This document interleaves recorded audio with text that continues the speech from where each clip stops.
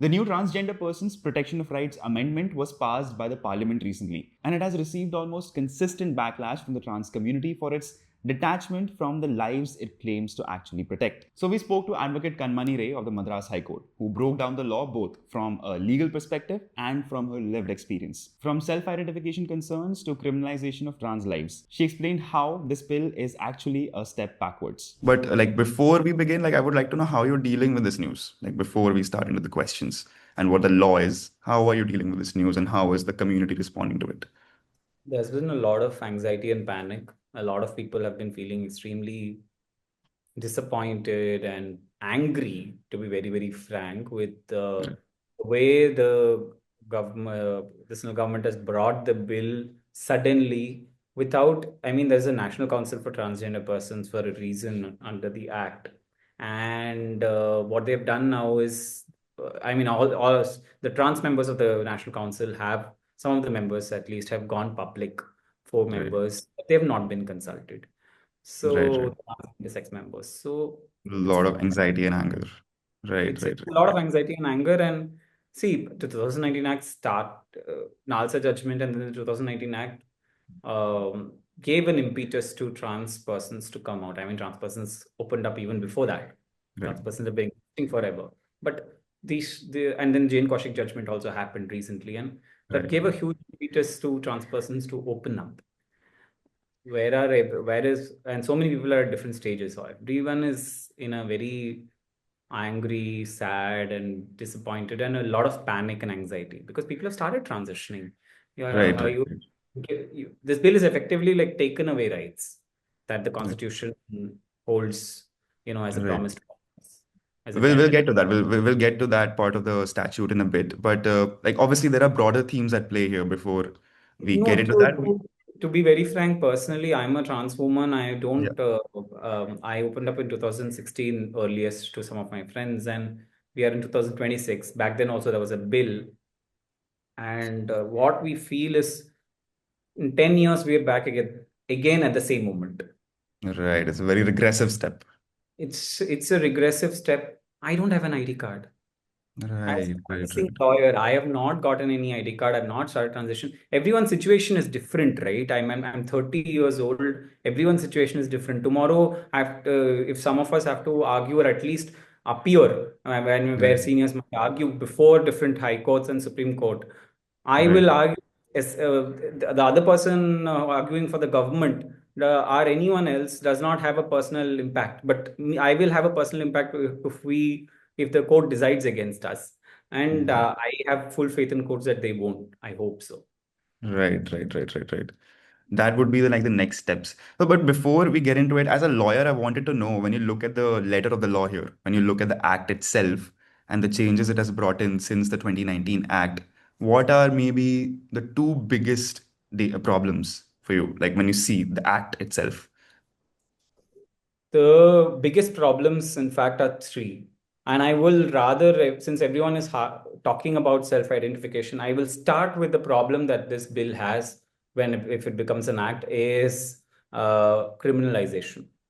I mean, very strictly literal reading, we might say that, oh, no, it's only about anyone who does not have any understanding or any work with trans persons will say that, oh, no, you're only criminalizing offenses, right? You're only making an offense what is like kidnapping, abduction, forcing someone into begging, forcing someone to be trans by, quote unquote, external conduct or by medical procedure. But what this is unleashing is a criminalization of trans people and their support networks, whether it be the traditional Hijra Arvani gurus and the Guru Chela systems. So this bill covers Hijra, Kinnar, Arvani, Jogta, and a range of social cultural identities, and it seeks to protect their rights. And on the other hand, it's also affecting their rights. What will happen practically is, and this will also affect all the CBOs, NGOs, medical professionals who unfortunately because the way it's worded is, one, it's 10 years to life. And two, the way it so happens on the ground is that already trans persons who run away from their families, right, or who step away from their families because their families are not supportive, etc., Right. There are cases of kidnapping and abduction that are often filed, especially if they run away with their partners, right? Right. Right. Right. And they are going to be now severely affected. All it will take is one parent or any Mm. person concerned to go and file a complaint. And if the Mm. police investigates and wants to file an FIR, right, Right. saying that this person has been allegedly forcibly converted to be a transgender person. I don't even understand that, but if that is certain kind of pressure like that, that is already covered under BNSS. You don't need a Exactly. specific offense for that. Yeah, Right. under BNS, sorry. Under BNS, it's already covered. Under IPC, it was already covered. Existing provisions are enough. And for Right. children, POXO is there, juvenile justice, law is there. You don't need, and the child welfare committees. You already have the legal and the bureaucratic infrastructure and the structure to make sure that such offenses, when they occur, can existing provisions can be invoked. The Right. act, the amendment bill, sorry, also states that these are all there here and there in piecemeal, and I'm just paraphrasing, I'm not using the exact Right. word. Right. Right. And hence we are introducing these offenses because this Mm. is a big issue. But the persons it's going to affect is all of us, all Right. of us Agree. who are anyone now supporting a transgender person to be who they are, Right. right, Right. might face a complaint. Now the lawyers who might be watching this, maybe judicial officers, maybe anyone, academics, activists, anyone who's watching this will say, no, but the point is you didn't do the offense. Maybe the police will Mm. not enter the FIR. You should have faith in the system. Right. But people don't understand that the process is the punishment. I may Right. be practicing lawyer for just 3 or maybe strictly speaking 5 years, but I have been a trans person and an activist for a longer time. I don't want to say activist, but trans person and a person working with communities for a longer time. And I'll say this, that practically on the ground, this will be used. This will be used and it will be weaponized against trans people. Right. Unfortunately. Right. The second Right. major problem is you're throwing out trans men, trans women, and genderqueer folks outside the definition of transgender persons. If you look, Right. compare that definition in 2019 Act to now, the three words that are now missing, apart from Mm. the words called regardless of whether or not you've undergone sex reassignment surgery and all that, those Right. words are secondary. You're throwing these Right. identities out of the definition of trans persons. The Right. worst Right. effect will be trans men. Right. Society, assigned female at birth folks,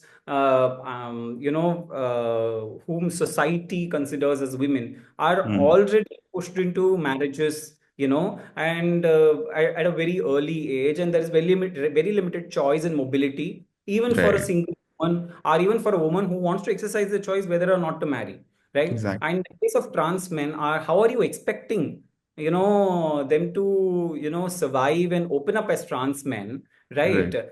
in the face of the fact that how will this work? Someone who wants to get recognized as a transgender person, they will have to go to the district magistrate. Do you really think all the 200, 300, how much many districts are there in this country, those district magistrates are going to understand? They are going to Mm. straightly look at the act and say trans man is not part of this. They're going to Right. straightforward say, oh, are you a hijra person? Yeah. Those questions were already and are already being asked under the 2019 Act. It has taken Right. a lot of convincing, right? And a lot of understanding that look at the language of the law.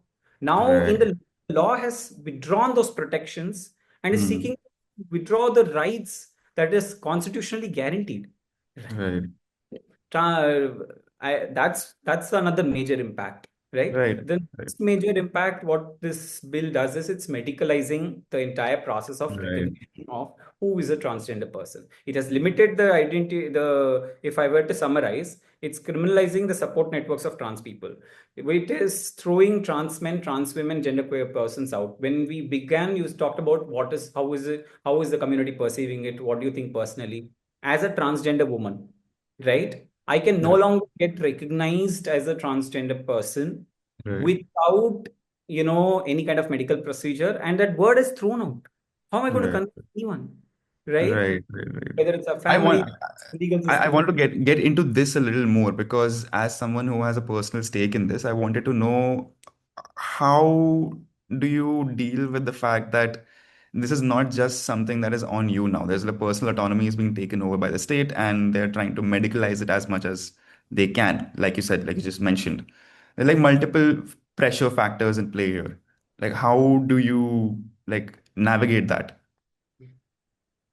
How do we navigate that? See, let me be honest. Let's start it this way. Trans persons have existed regardless of legal recognition. But Right, but legal recognition gave a big impetus, and that's a constitutional imperative, right? When you are withdrawing that, right, right, through a statute, we're attempting to do that through an amendment bill, and which may get published in the Gazette. You are right, effectively taking away whatever little rights whatever little, entitlements, benefits, and rights that trans persons could access on the ground. right, This the medicalization part. right. It's if I mean different lawyers will have a different reading. My reading, again, people in the comment section will be like, "Oh my God, your reading is wrong." But the reading I've had is it's a 5-stage process. The Right, definition very clearly says you either have to belong to the socio-cultural identity, or you have to be a person with intersex variation, or you have to, have be whether or not you were forced. post. This whole idea of forced transgender person is being introduced, and you have to either undergo mutilation, castration, or hormone therapy, or surgical procedure. That's Right, one. So you have to undergo a medical procedure. right, Stage two, apply to the district magistrate. Stage three, you will be going before a medical board. right. And that is a lot of people who are talking about, no, self-determination will, create all sorts of problem. No, it's not legally implementable. Baba, the whole purpose of the Transgender Persons Protection of Rights Act was to put the power back in the hands of the trans person in the face of a very hugely bureaucratic. I mean, India is a very diverse country. It's a large country. It's not a small country. So where someone who is a working class transgender person who is coming from marginalized community who has the daily wage income cannot afford to keep doing this round, right? Right, But right, and there is no scientific way, there is no medical way, there is no logical way in which any medical board can determine who is a transgender person or not. No person can. I have right, been a psychiatrist, I have been to endocrinologists, and I've been to surgeons. In fact, I've been involved in sensitizing multiple medical professionals. And I will tell you very, very frankly that this whole, no, it's a matter of your mind and your heart.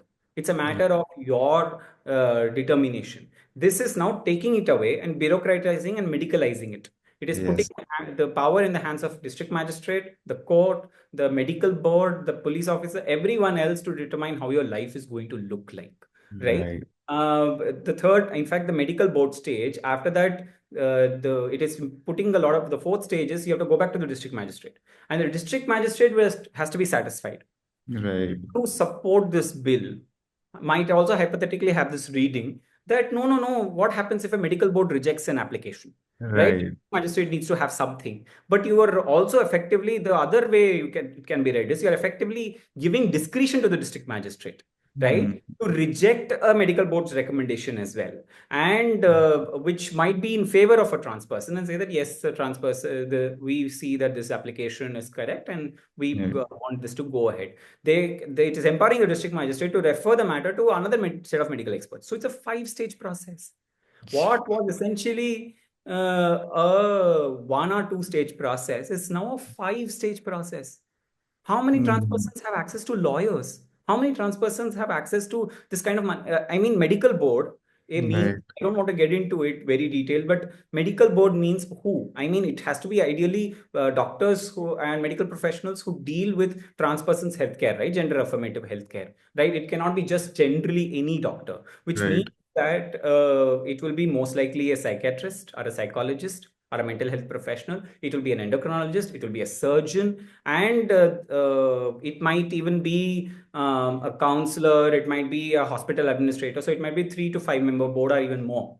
And it's not like medical boards have in the past have not happened. Medical screening committee and boards have happened. There has been mm, actual lived experience of trans people who have gone before those medical boards and medical screening committee, right, and I've had the worst experience, right? right, One, you're trampling on self-determination, but two, you're also setting up an impossible bureaucratic procedure. right, Because saying the state government and the central government or the union territory government will appoint. The appropriate mm, government, these three governments. These three mm, governments, as per the bill, are going to appoint. How many district government hospitals have surgeons? How many Uh, district government hospitals have endocrinologists? How many district government hospitals have psychiatrists? And even if we were to make an argument, all of this is possible. They are all serving in a public healthcare setup. Are you now right. seeing that they have the time to say, oh, applicant number one, come in. Oh, you did blood test, you did my mental health, because the psychiatrist is not going to do the mental health evaluation in the presence of other doctors. He's going to sit Right. out, he's going to sit separately and do that, right? Because client patient confidentiality and all that, Right. which Right. caregiver and care provider confidentiality and all that, which means that the trans person will have to go through multiple meetings. Why should a trans person open their pants and show what is their genitals and prove it? Exactly. And Exactly. see, the major impact, I don't want to keep repeating what everyone would have watched in every other video and statement. The major impact is trans persons have been fighting for, at the end of the day, jobs, education, education, jobs, affirmative and accessible healthcare, and we want housing, Right. right? If there is no house over, if there is no roof over our heads, right?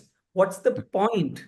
Yes. And bill is rolling back everything. We have been demanding for reservations, horizontal reservations. I'm practicing in Tamil Nadu's courts. Grace Banu and several quite a bit of other trans activists have gotten on board, and they've been demanding that we need horizontal reservations. And even nationwide across, there have been other activists, trans activists, who have been demanding this, right? Right. The whole idea is horizontal reservation, age relaxation, mark concession.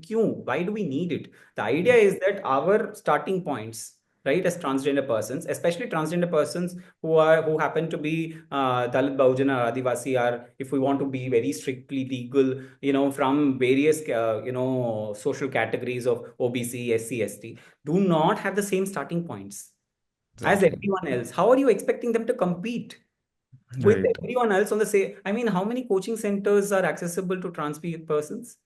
Nothing. I mean, how many coaching centers do we do even? I mean, how many trans persons are even in higher education, are in school education? We can all cite Right. one example. I remember writing 3 4 years back this one piece saying that I am where I am because I've lied my way through life. I've had to Mhm. lie that I am a man, and I've had to negotiate. This is the journey of every trans person. Right. Right. What Right. this bill is rolling back everything. Right. Slowly people were, opening up in various spaces that, yes, Exactly. I'm a trans. You are taking away everything, and you're most essentially taking away the opportunity, towards equality, freedom, And this towards fancy living a true terms that life. we talk in our preamble, that Baba Sahib Ambedkar has fought really hard Right. for us, Right. and all our constitutional framers have done that, right? Right. Then the whole promise of fraternity, people don't highlight as much. What Mhm. is fraternity if you're going to criminalize in this way? Are Right. you now Right. saying that at every police station, people are getting empowered to file these kind of offenses, right? And on what base, on what data, which Right. the consultation was done? Like the way I see it is just like the bill in itself was morally bankrupt, but at the same time, it's practically impossible to implement what they want to implement in the first place. So it doesn't even like after that, because the legislative intent in my eyes changed after these amendments were introduced. Whatever withdrawals and disadvantages the 2019 Act had, it was still a welfare-oriented legislation. Right now, I wanted to know your opinion on it. Like, why did this legislative intent change so drastically with this amendment? Like, because I think even after the NALSA judgment in 2014, the 2019 Act, whatever disadvantage it had, was still in the right direction. But why do you think this change of intent happened out of nowhere? Like, See, so multiple judgments of the Supreme Court, right? Whether it is NALSA, whether it is Jane Kaushik judgment, whether it is Navtej, Supriyo, Puttaswamy, and several other judgments have reaffirmed the principles of NALSA and the directions given therein. And apart from that, multiple high courts have also done that, right? exactly. I can only speculate. I am not a member of the central government. I really don't know their stated purpose as per the amendment bill. We have the amendment bill. That's the only publicly available document that we have that shows that this is their intent, right? Right. To protect genuinely oppressed trans persons. Mhm. Those words are used, and they are saying that the Act in 2019, the Transgender Persons Protection of Rights Act, was never meant to protect all gender identities and fluidities and all of that. But the point is, transgender person as a identity encompasses multiple identities, right? There is academic and otherwise contestations that and all keeps happening. But the end of the day, legally, you have to uphold what the Supreme Court has done. We don't know why the central government has done it. You can read the amendment bill and say that, oh, they want to protect Hijra, Kinnar, Arwani, Jokta, and other social cultural identities. But even they are not going to get protected with these kind of offenses. The irony of this entire conversation is, I started off saying that I don't have an ID card, right? And the irony is that I have been applying and getting, help supporting other trans people whenever they come for legal opinion and otherwise, for ID cards. I don't have it. And even if I were to get it, right, the punishment for any kind of, sexual abuse, etc., under the act and now the amendment bill is 6 months to 2 years, right? But the offense, the punishment for any, for forcing someone to be a transgender person by external conduct, I don't know what that means even, right? Exactly. How are you saying that that is a transgender person There is unless a normative assumption there already, right? yeah, or you are saying that you're forcing some adult or a child to be a transgender person by medical procedures or any kind of physical procedure, all of that is 10 years to life imprisonment based on age and based on the offense, right? It's 4 offenses, I'm just grouping it into two. Yep, yep, And yep. you're also saying there's a fine of, 2 lakhs to 5 lakhs, right? You look at the parity. Right, right. So someone sexually abusing a trans person can get away from the police station itself because the offense is essentially bailable. I'm saying all this because we are talking on a LiveLaw platform. I'm hoping that people will understand it, right? It's a bailable offense. You don't need to go to the magistrate to get a bail if you were to be arrested, right? Right, But in the case of this, it's very clear that it might be a non-bailable offense. right, right, Entirely right. sure, but it looks like a non-bailable offense. But It and does. if it's a non-bailable offense, which means that police will have a more freer hand, Yep. right? And how many trans persons, NGOs, CBOs, all the shelter, the catastrophic impact of this bill is you have removed trans men, you have removed trans women. What about all the Garima Grahs opened by the central government? Their own shelter homes. Right, How can they right, ignore their own shelter homes? I'm sorry to say this. You can, if tomorrow someone were to file a defamation case, let them file it on me. But how can someone be so stupid? right, This is literally the emotion. How all the NGOs which have worked so hard, all the trans activists who have worked so hard to open shelter homes, any women's shelter home will not accommodate a trans person anymore because they'll be afraid of this. That's the right, catastrophic impact. You are essentially saying, as trans persons, please go back to your home regardless of what violence you face. That's right. what you are essentially saying. And I am not making legal arguments here. That is reserved for court. I'll be very strict. I'm making very emotional arguments here because people need to understand the impact here. As Chicken it and egg should be. situation, Debujit, they are Yeah, saying go and get a yeah, medical procedure, right? As per the yeah. definition. Why will the medical board Right. assist if you have not done a medical procedure, right? Or Exactly. if you're not a Right. Hisham Skinner or one person, right? On the other hand, they are also saying now you go before all these 3, 4, 5 stages, and only then you'll get Right. an ID card. So Right. earlier till now, since the act is still in force and the amendment bill has not yet as the time when we are recording this, right? The procedure is you get a trans ID card and then you get access to insurance, right? Right. Right. A lot of So benefits it's a get whole knocked out. different Yeah. ball game whether that's actually implemented, but you get on paper you get access to insurance, right? Right. Or free access to healthcare, and then you go for gender affirmative healthcare. Right. Right. In public hospitals in Tamil Nadu, for example, they insist on a trans ID card given by the government of Tamil Nadu Yeah. and Yeah. preferably the certificate given by the central government, by the district magistrate through the national portal of transgender persons. Right. Right. Now you are now saying that you have to get a medical procedure, then you get a trans ID card, and then you can access perhaps insurance or other benefits because we are not sure whether you are trans or not. Right. It's You like see, additional hurdles, like how it additional works. hurdle. Right. Right.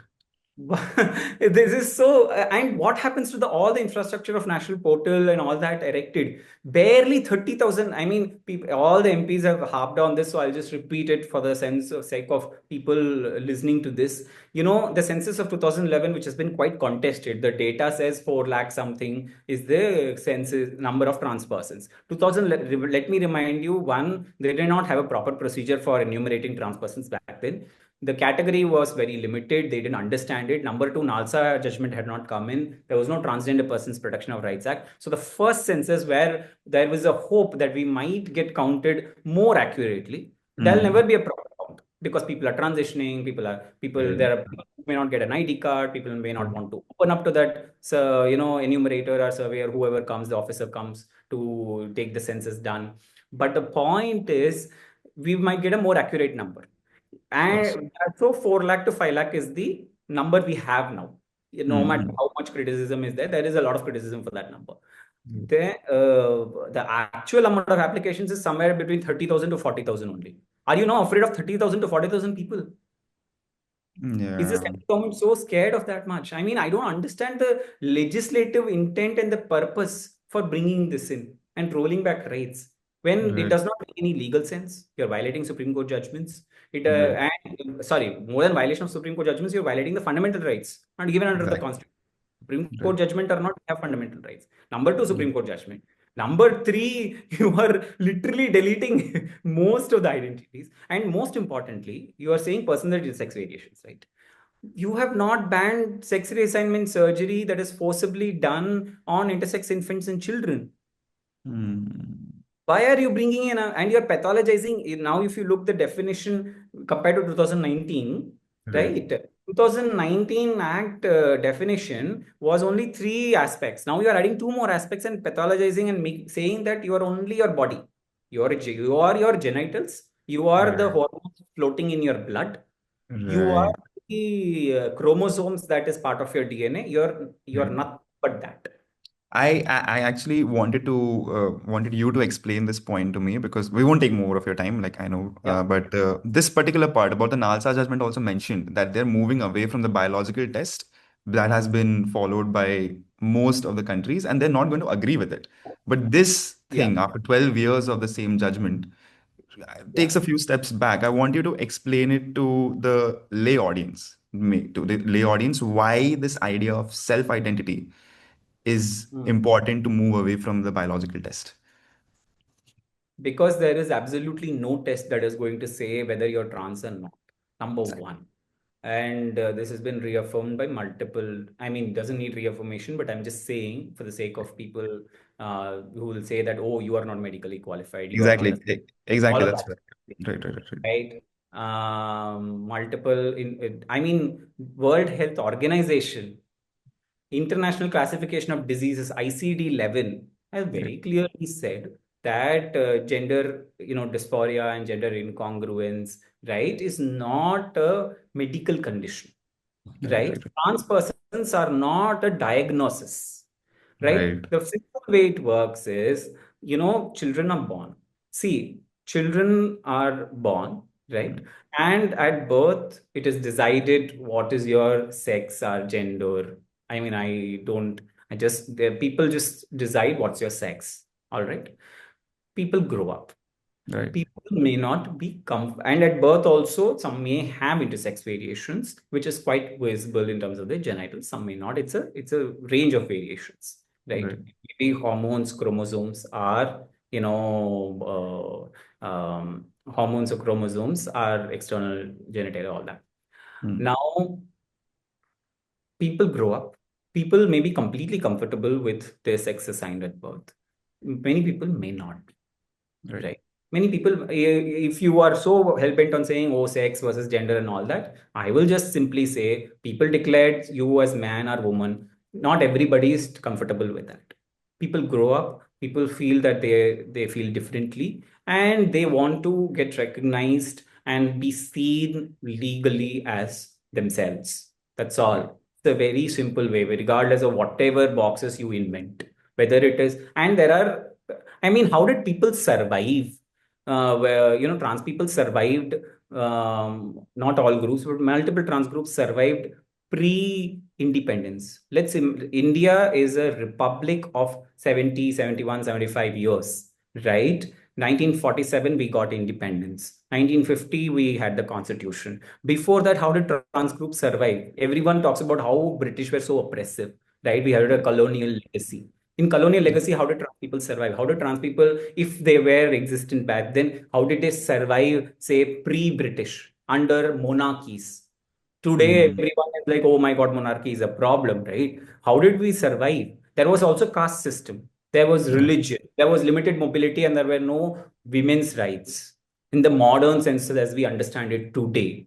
So trans groups survived by banding together, and that was mostly trans feminine people. But that does not mean that trans masculine people or trans men were not there, right? So people survived.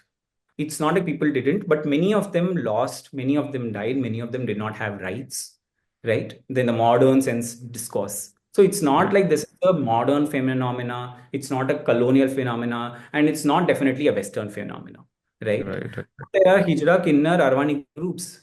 So I keep asking in every session I conduct, even to law students I conduct, I'm like, today your family throws you out. Where are you going? Your friend. In Hindi, there is a famous thing. Tum kab jaoge Atiti. How many months is your friend going to put you up? How many months is your relative going to put you up? Who are actually more related to you than friends, as per blood?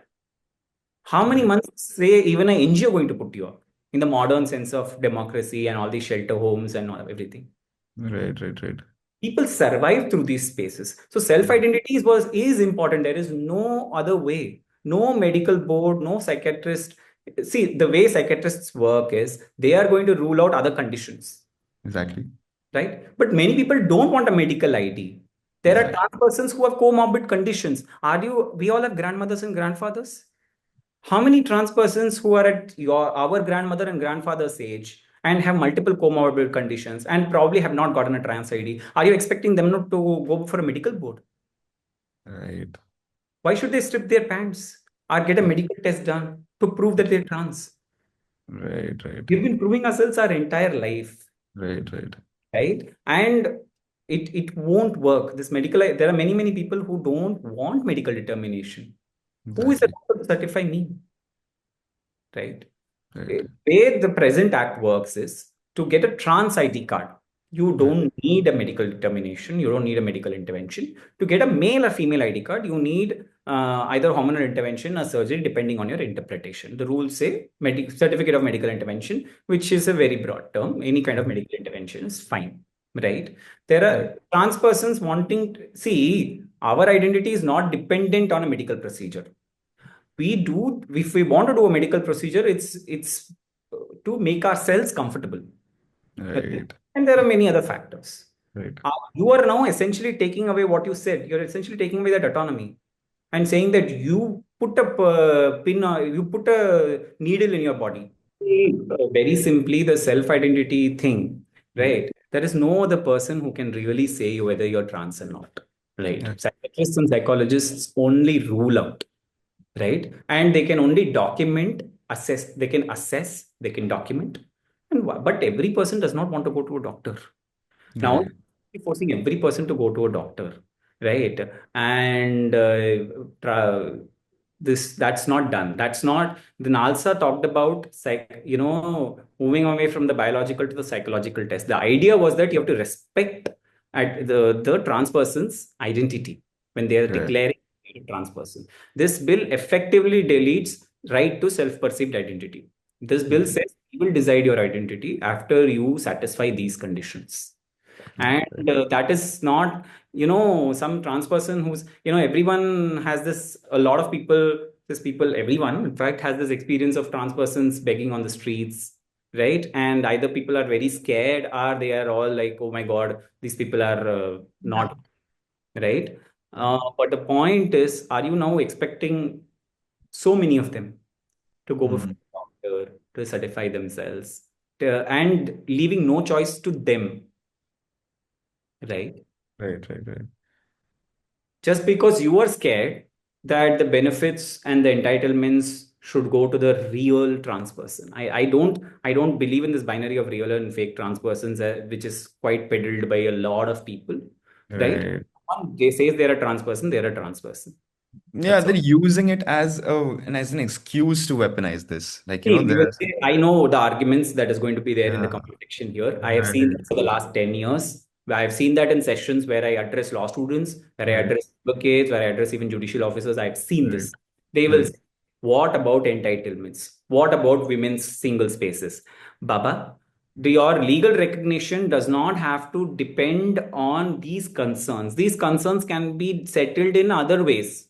right, You don't, you want to quote unquote protect women's only spaces, and you want to not protect all gender identities and only protect certain quote unquote the most oppressed and most genuine trans persons.